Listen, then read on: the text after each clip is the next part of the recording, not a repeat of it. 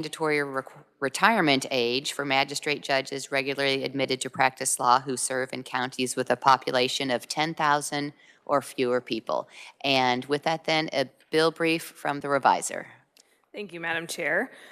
Senate Bill 129 deals with that judicial mandatory retirement age. The bill amends KSA 20-2608. That's the statute that provides all the mandatory retirement ages for judges.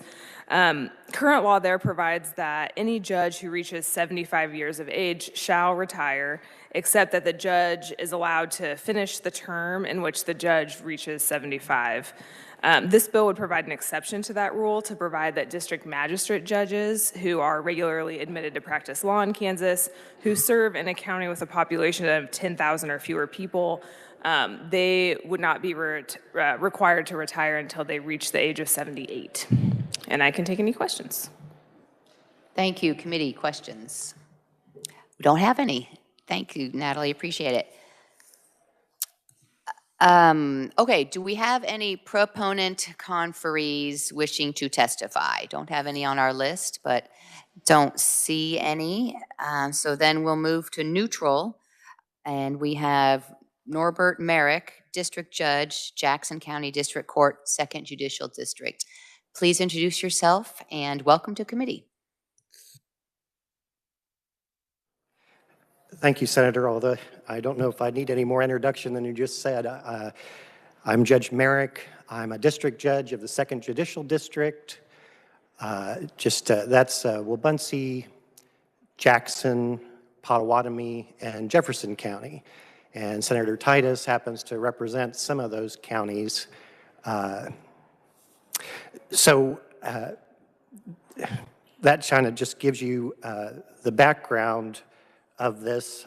I've submitted some materials. You have that letter, and I'll just then briefly address you on the topic. First of all, with regard to the bill itself, as I indicated, the reason I'm neutral is, and I want to make this clear, I assume this is the Clay County Magistrate, a person I personally know. And I wouldn't want any of my words to not help this man. I also personally know his wife, who also happens to be a judge. He's a judge of the 21st Judicial District. She's a district judge of the 22nd Judicial District. But saying that, I just wanted to then address the whole issue with regard to, obviously, this bill is fairly narrow. And so just to illustrate to you, and when that was read, it was kind of made clear, obviously, some judges already get to serve till they're 78. Here in our 2nd Judicial District, that just happened. Judge Reiling reached the end of his term, and he was 78. And ended up serving 50 years on the bench. But under the current system, whether that happens or not is just a matter of happenstance, really based on the year of your birth, month even, and then what retention cycle you're on. Did you end up on, or election cycle, it really doesn't matter. Are you on the governor or presidential cycle? And if you were born in an odd year, chances are that you're less likely that that might happen to you. The last 2 times that this committee did help out a particular judge, the legislation did apply to all judges of the district court. In this case, if the proposed new rule applied, it would, even if it was broadened out, it would apply to very few judges. So it wouldn't represent a big change in the composition of the district courts. Looking at the bill, and hopefully I can count right, it appears that it applies to 67 Kansas counties. One of those is in my district, which is Wabaunsee County, in terms of counties of less than 10,000. But currently, in general rough terms, about half the magistrates are law trained and half are lay. And that's been true in our district at times. Up until just a month ago, all our judges were lay judges. Now we have a mix. Also, if my count is correct, there are currently 270 judges of the district court in Kansas, 88 magistrates, and 182 district judges. So it's not a big number. And sometime in the near future, there'll be 87 magistrates and 183 district judges. Position in Cloud County is going to change from magistrate to district judge. So just in terms of the numbers, and then keep in mind that regardless of retirement age, the people still get to decide on reelection or retention. And just to illustrate those hard facts, it was in 2006, the last time a Clay County magistrate was non-retained, which was Judge Wright. Then Judge Malcolm was selected and served up until his death in 2024 in an auto accident. And then the current judge was selected.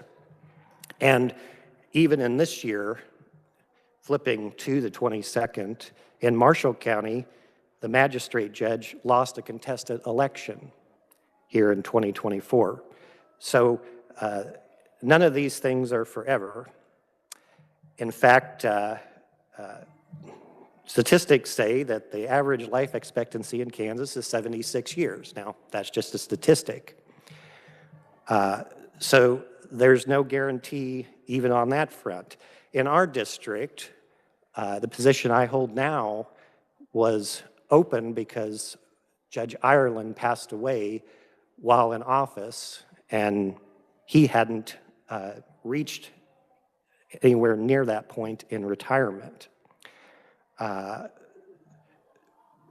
talking to the judges in our district, and based on what I know about our past judges, as the statistics say, most judges retire or stop serving well before 75. We've had 2 exceptions recently. One was Judge Reiling, who I just mentioned, and then Judge Nassiger, who was mandatory retired in 2020 at age 75.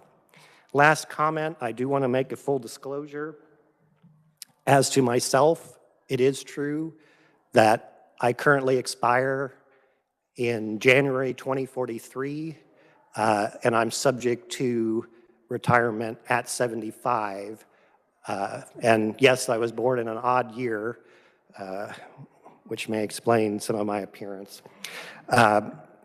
Anyway, if there are any questions, I'd be happy to have them. I went into more detail in the letter I addressed to the chair. Thank you. Well, I would clarify, you don't expire, but maybe your term My does. term expires.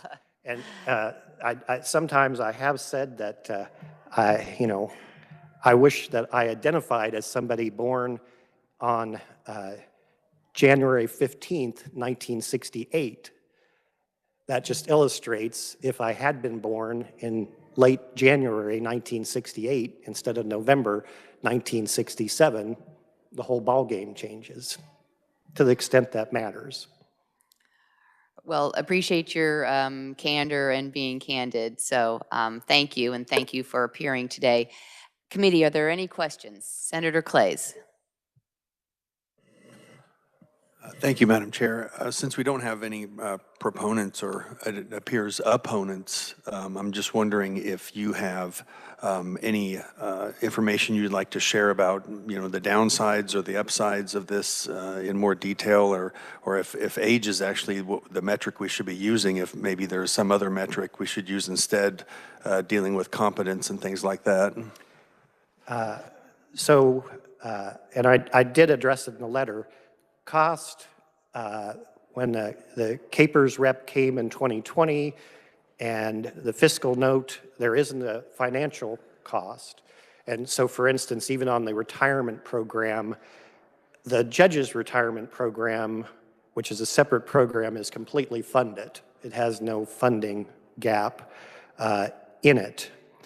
But in terms of two more things on that they're neither a negative or a positive. But one of the major influences on a judge retiring is the system that we already have. In other words, if you've served 10 years, you can retire receiving 50% of your final salary. That's what we're talking about here today on this bill. If you can serve 20 years, then you can get 70% of your final salary in retirement. And so the system is set up really that a lot of judges are incentivized to retire after 20 years, regardless of their age, because you can't improve your pension from there. It's an excellent pension, and they can go on to other things. So that makes a difference on actually when people leave.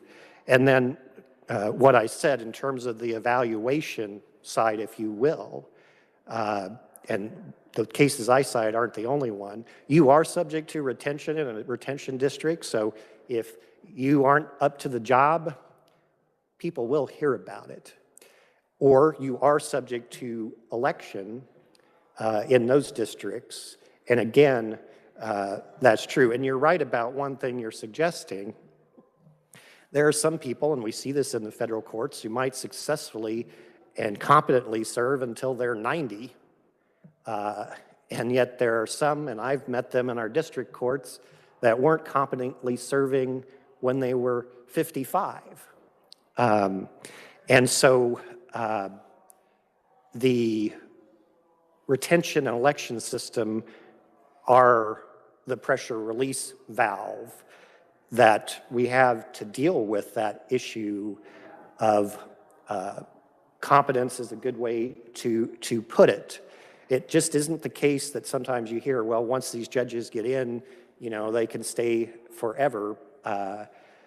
There are numerous instances where Kansas judges were either non-retained or unelected for whatever reasons that the citizens had. In fact, again, wasn't a retirement issue, but in the 22nd District in 1994, Judge Sprouse was unelected and Judge Patton was elected to that seat and just retired last year in that district. He's not 75 yet either. So I hope that answers your question, that there are these ways to evaluate it. At one time, we had a system where there were judge evaluations also done, and the Kansas Bar Association did that for the appellate judges here in the last retention period. Several of the Kansas Court of Appeals judges did that, and the KBA got the money and funded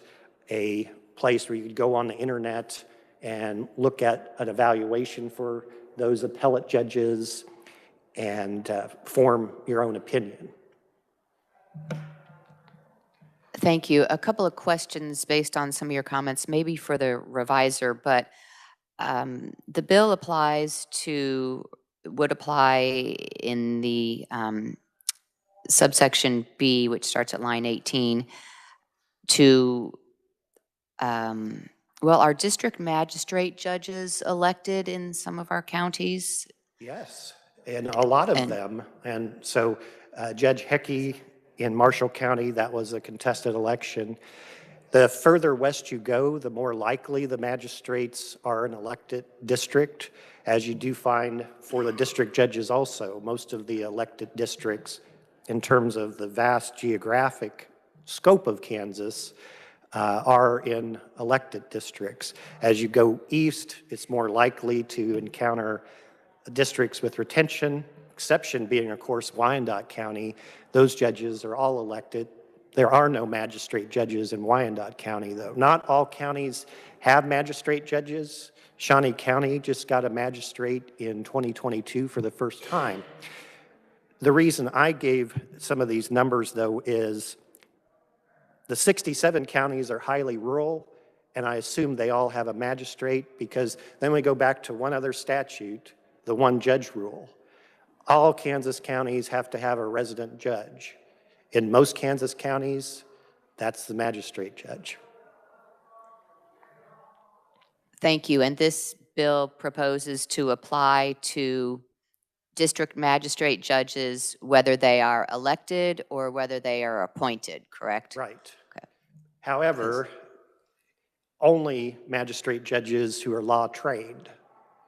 And so, again, statistically, it varies a little bit over the years, and it's probably increasing with more lawyers getting these jobs. And now, so I don't know if you know, but starting in January, the salary for a magistrate judge, as to the district judges, also increased substantially. It went from about $80,000 to $100,000. Some of the thought is that that may cause more lawyers to seek these jobs, depending on where you are. So that may change that, but again, generally about half of them are lay and half of them are attorneys.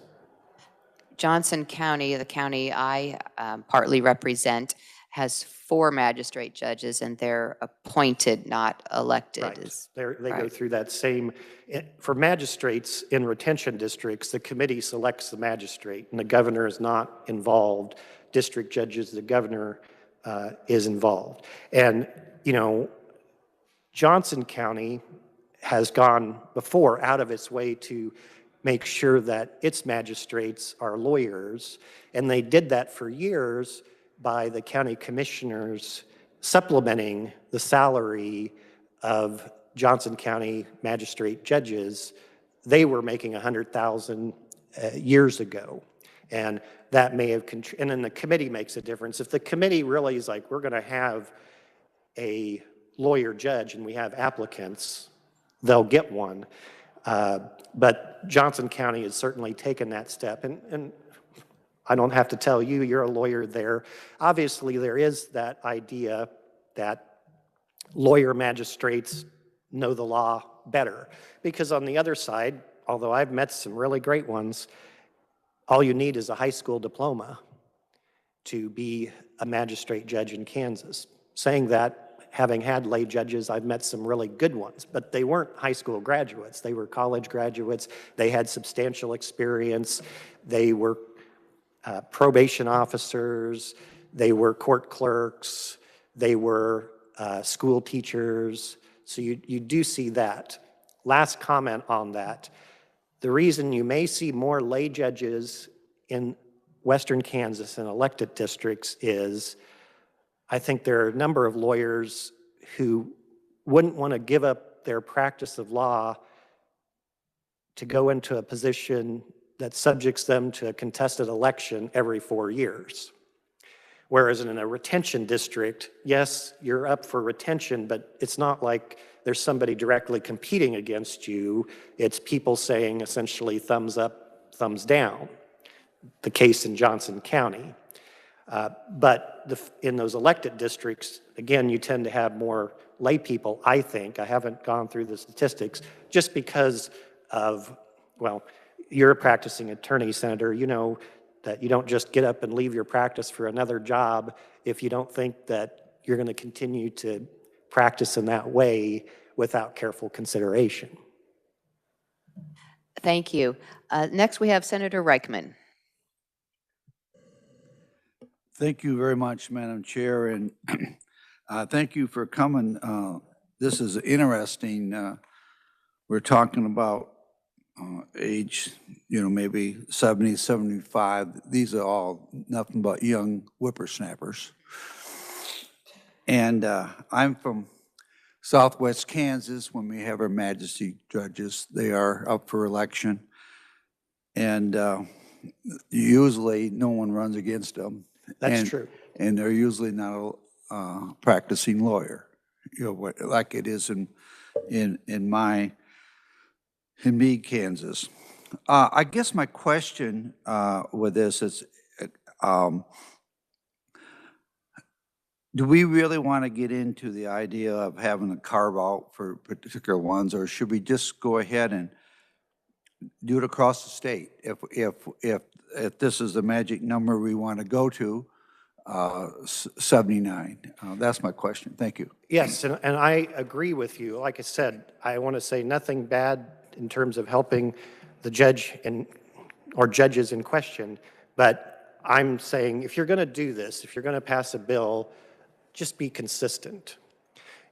That would accomplish two things. As you said, it would be the same for everyone, but because we have this, life's not fair, I understand it, but the certain unfairness where certain judges get to serve till they're 78, and if you really time it right, you might be able to go till you're 79, and other judges don't, and it has nothing to do with their skills, their abilities, and that type of thing. Whereas if we have a birthday, it's done at this time, everybody knows it. We don't sit here going, okay, let's see if I get retained here, and maybe if I can do this, and it be controlled by circumstances that you don't know about. So I think your thinking is right on point to stay uniform. We do have a uniform court system.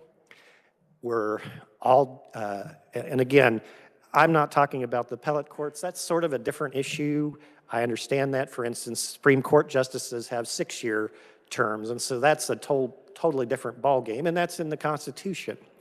But yes, I think that the committee, as you consider this, should weigh that uniformity with that. And, going with that, we could not run this legislature if there weren't people over 75 who were sitting in some of these chairs. Not that we're against young folks. And my example is, he's retired now, but Dale Dennis was a full-time employee of the Department of Education when he was 82 years old. And I think most people agreed that Mr. Dennis had a clear mind and certainly knew everything there was to know about the education department. So we do know that people have the ability to do well at a later age. Thank you. Senator Titus. Thank you, Madam Chair. Judge Merrick, it's good to see you again.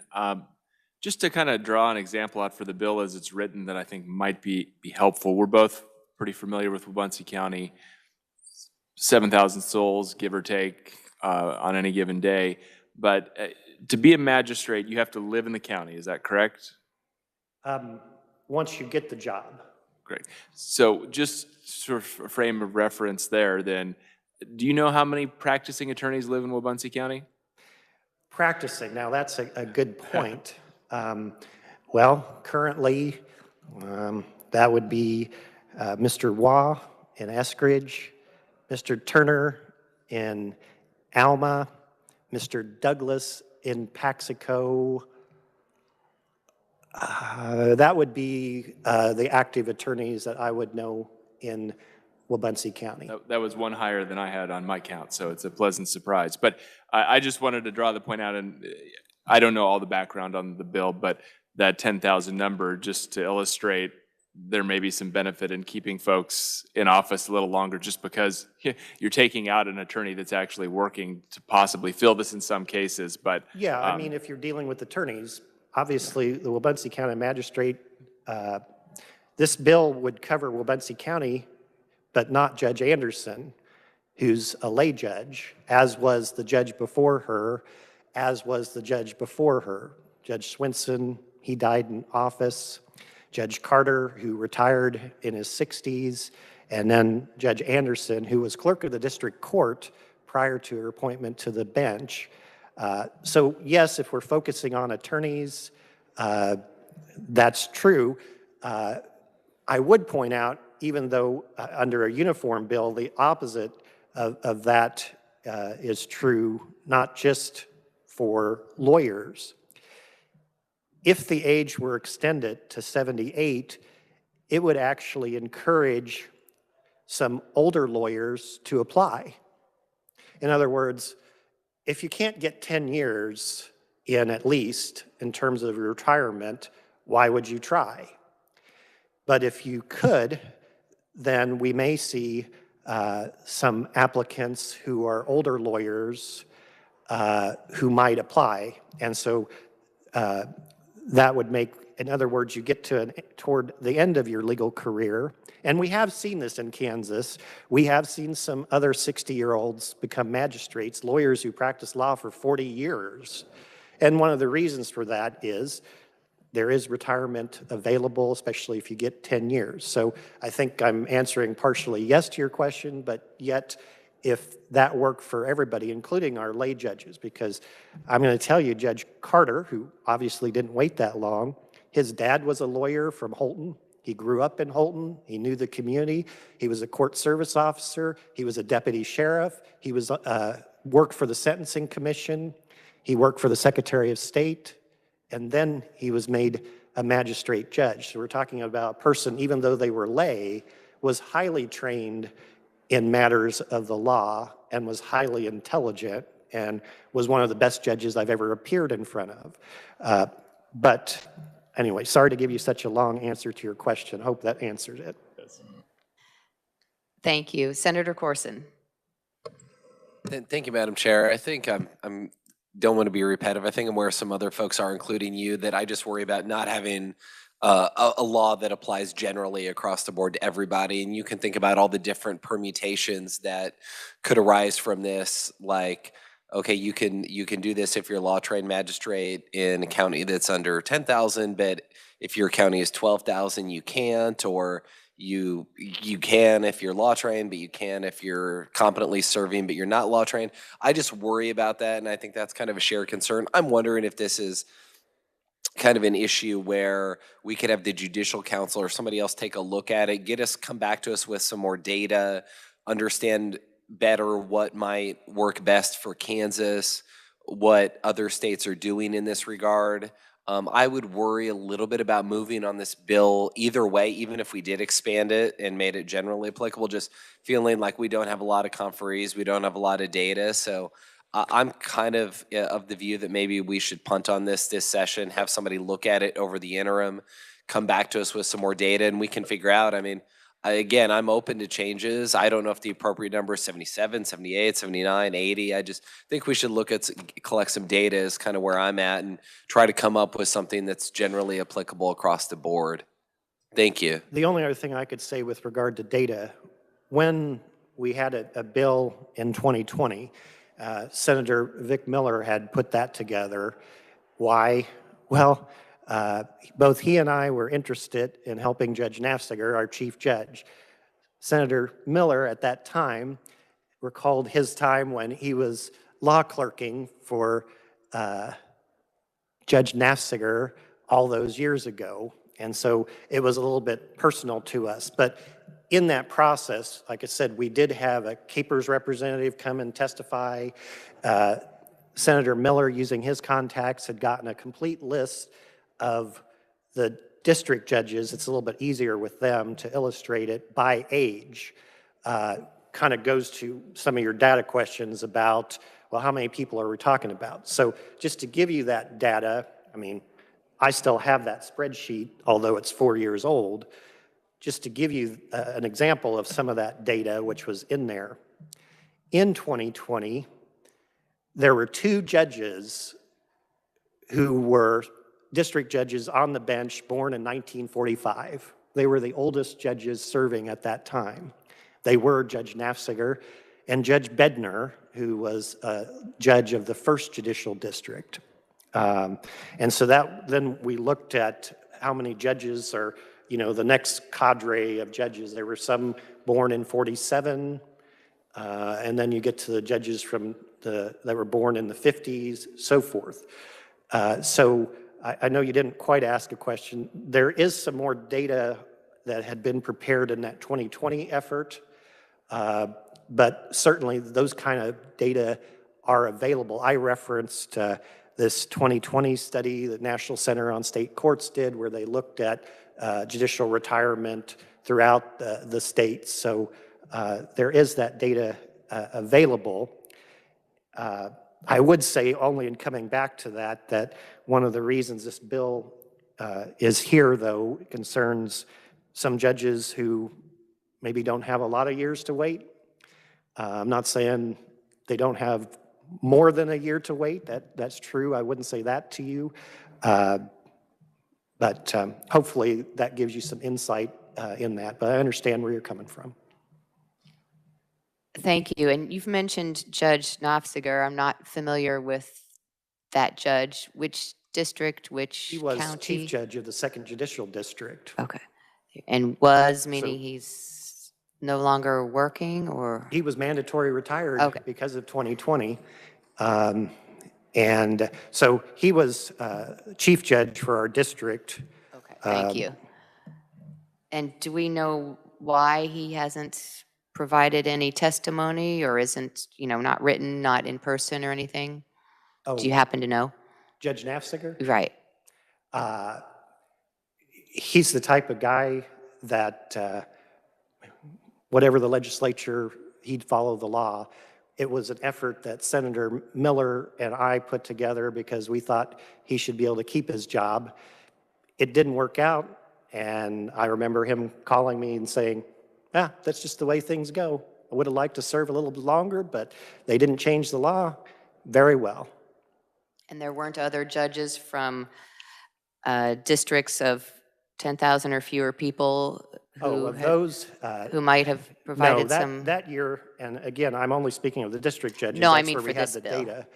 There may well have been, and for instance, Judge Bednar also really wanted to stay on the bench that year, but again, he was from Leavenworth. As far as counties with 10,000, all I know is that year in 2020, there were only 2 district judges who were in a mandatory retirement position in the entire state of Kansas. And we knew that because we had the list of their names with the year of their birth. We're looking at a small number. I mean, it was 2 in 2020. Exactly, that's my point. Of district judges, it was just 2 people in 2020 because again, in 2020, Capers told us that most judges, the average judge tenure is 12 years. And I believe he was speaking of all judges of the district court, so that's magistrates and district judges. So that kind of goes to the point of we're not talking about a lot of people either, quote, taking advantage of additional service with regard to that. Thank you. Senator Bowers. Thank you, Madam Chair, and thank you, Judge, for being here. I really appreciate your history and knowledge and names. This comes so quick to you. And good guess on the origination of the bill. And I have 14 counties. All of them are under 10,000. Right. I looked at your district. Yes, and you mentioned 3 of those for certain. Do you think this is a rural, urban? As you go to under 10,000, is this a problem where we live that this is not a bad idea? I think 79 is not old to me whatsoever. And I'm wondering if we're striking on something, because we've talked about this for years in this committee of what is this right age? And the study on it too is intriguing to me because we just don't seem to have it right. So here's another idea, but is it truly a problem out there? And our 79 is really 59 and where I come from. Okay. In terms of as a problem of like enough people serving, it depends on your perspective.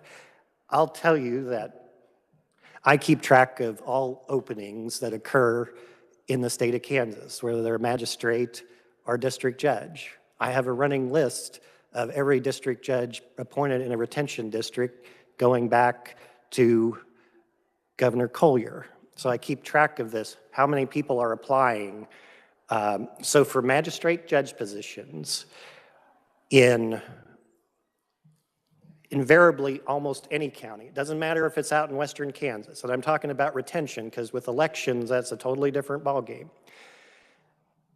Typically you see 3 applicants when these positions come open. You'll see 3 applicants, and you can decide is that good or bad, because when you look at those applicants, they're commonly people of experience. They're clerks of the district court, court service officers. Yes, they're lawyers too.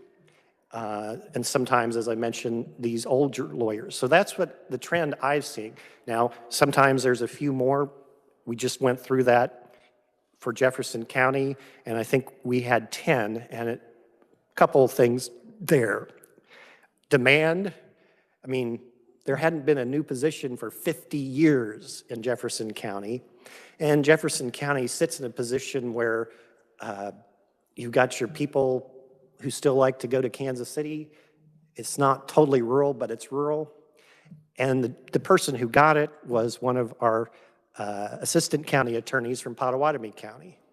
But again, on average, seeing this over the years, there's typically 3 applicants for those retention positions, regardless of where you are in the state in terms of rural Kansas. And so I consider my district to be rural too, although only 1 county is in that 10,000 category. So I guess the answer is that a problem? You know, should there be more applicants to choose from, more people available? I don't know, because we're still getting those applicants. And I'll tell you, just to be honest, and I don't want to prolong this, there's another reason for that. These jobs, and I'm talking about retention districts, election districts, you know when it's coming up, they are not advertised. You'd think, oh, I'm a teacher in Russell County. I've been teaching high school English for 20 years, got a master's degree. I don't know that I'm looking for a new job, but I certainly wouldn't find out that there is a magistrate position. The only way you find out about these jobs is there may be an article in the paper, but not in the employment, the local paper. Strangely enough, some people don't subscribe to their local papers. I happen to take a paper from every county in my district, but it's not going to, even on the judicial website, there's a separate area for possible judge positions. So when we talk about people interested, I would submit that since there aren't any real efforts to actually recruit people, that's some of what we're seeing. And again, the thought is, well, maybe if you pay them $100,000, we'll get some more too. So I hope that answers your question as far as what kind of background we're seeing. And thank you, Judge. And is a study, this has been around a while, maybe we don't have the right answers yet. Is a study a good idea within your world that we can get this right, that suits all of Kansans? The correct age? Yes. I would say thank you. It's totally your prerogative with the legislature to select this. This is one of the unique things in Kansas. Do I think there ought to be one? Yeah, I think that makes sense. What's the best one? I think it's more a question of judgment, because the study in 2010, the National Center of State Courts did, I mean, it's all over the board. The longest, some states have no retirement age, so how do you count that? And then the only one that has a retirement age in numbers is Vermont. It's 90. You have to retire when you turn 90. Other states have lower than we do. So you can study it, and there's nothing wrong with that, but I think in the end, it's a judgment call on what's right for the population of the state of Kansas in terms of that. And so what we would go to is life expectancy in Kansas is 76 years.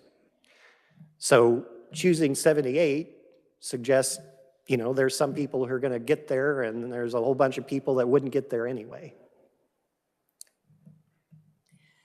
Thank you. So the bill we have in front of us proposes to amend Kansas Statute 20-2608, and Chapter 20 of our statutes governs courts. And this particular article, Chapter 26, governs retirement system for justices and judges. And so I want to make sure I'm correct on this, so I'll ask our conferee judge and the revisor. Currently, the current statute applies to our Kansas Supreme Court justices as well about retirement age. And now this proposed change wouldn't, because they're not district magistrate judges, but. That's right. It has, the current version, which was, let me make sure I got it right, it's in my materials, yeah. So the current version And it's was section adopted. 1 of. Yeah, so in 2009, we went to this uniform system.